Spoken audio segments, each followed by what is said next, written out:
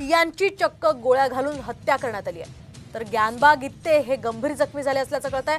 Bank colony परिसरामध्ये झालेल्या या गोळीबाराच्या घटनेनं परिसरात एकच खळबळ माजली आहे। गोळीबारानंतर पोलीस अधीक्षक नंदकुमार ठाकूर हे परळीमध्ये ठाण मांडून होते, तर शहरात तगडा पोलीस बंदोबस्त सुद्धा सध्या तैनात करण्यात आलेला आहे।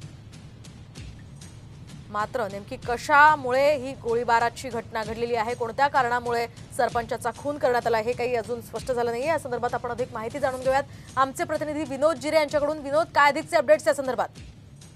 नक्कीच जर पाहिलं तर परळीतील गोळीबाराने परळीतच नाही तर बीड जिल्ह्यात खळबळ उडाली आहे।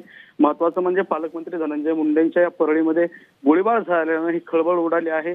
या गोळीबारामध्ये जे मरळवाडीचे सरपंच आहेत बापू आंधळे हे जागीच ठार झाले आहेत, तर अन्य एक जण जखमी झालेले। त्या जखमीवरती अंबाजोगाईच्या स्वाराती रुग्णालयामध्ये उपचार सुरू आहेत। मात्र या घटनेनंतर मध्यरात्री गुन्हा दाखल झालेला आहे का किंवा यामध्ये काही राजकीय कनेक्शन असल्याचं समोर येतंय का? नक्कीच जर पाहिलं तर या ठिकाणी